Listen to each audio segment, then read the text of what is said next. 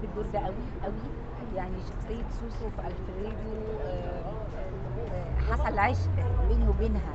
انا اول مرة ازعل على شخصية انها خلصت. يعني دايما الواحد لما يخلص تصوير يبقى سعيد، يا الحمد لله خلصنا. انا كنت بعيط اخر يوم بقول لهم ازاي انا هعيش بعيد عن سوسو.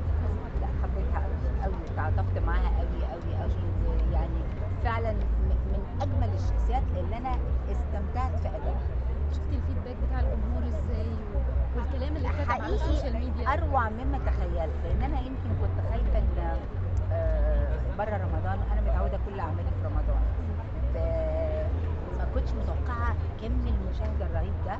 فطلع انه مش مشكله ابدا الميعاد، المشكله الموضوع نفسه. ممكن عمل ينزل في رمضان وما حدش يحس بيه، فهو الموضوع اللي بيفرض نفسه. لدرجه ان في ناس بره مصر لما سافرت كتير مهرجانات في العراق، وبعدين سافرت امريكا، وبعدين سافرت تونس، وبعدين سافرت السعوديه موناكو. انا سفر من وقت المسلسل ما خلص تصوير. كل ما اروح بلدي في ناس تقول لي احنا ما كناش عاملين اشتراك في واتشت فاشتركنا مخصوص عشان نشوف الفريدو. انت مش متخيله دي اسعدتني قد ايه، ان الناس بحثت عنه الى هذا الحد. وانت واقول لهم انت تعرف منين؟ انت تعرفي منين؟ يقول لك اهلنا في مصر اتفرجوا، او واحده صاحبتي اتفرجت، او حد مش عارفه مين قال لي.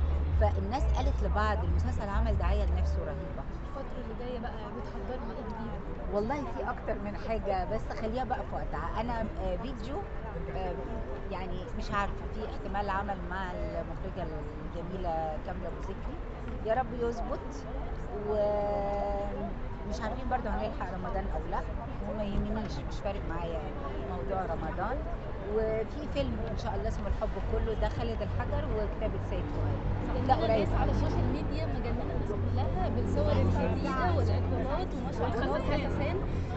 باين كده يا جماعه. قوي والله انا مبسوطه. ما شاء الله. عملتي كده ازاي ان انت فجأة يعني نزلتي وزن لا عملت، ده انا عملت كتير قوي. قولي لنا روشته. لا كل الحاجات اللي تتخيليها، رجيم، حقن، تابلتس، حاجات بقى تسد النفس، حاجات تزود الحرق، اجهزه عشان اول باول نشد، اجهزه ليزر بتخسس وبتشد، بتخسس وبتشد. فانا عملت حاجات كتير قوي. انا كان يومي كله مكرس ان انا عايزه اخس يا كم جماعه، كيلو انا تقريبا هخس. نزلتي؟ والله ما عارفه، انا خسيت شيب اكتر منه كيلوات، مش هاممني الكيلوات. الفستان النهارده بقى والجمال ده النهارده والله ديزاينر مصريه لذيذه قوي، بنوته جميله اسمها ايمان الحسيني، عملته لي مخصوص النهارده، قالت لي لازم للجايزه اعمل لك فستان مخصوص. ممكن تهنئة بمناسبة العام الجديد؟ كل سنه وانتم كلكم طيبين يا رب. عام جميل ما فيهوش لا اوبئه ولا حروب ولا صراعات، والدنيا تهدى حوالينا، والمنطقه العربيه يعني ان شاء الله فلسطين يبقى في قيام دولة فلسطين وعاصمتها القدس الشريف، تنتهي بقى الصراعات في سوريا وفي ليبيا وفي السودان وفي اليمن والعراق ترجع قوية، ولبنان ترجع بقوتها.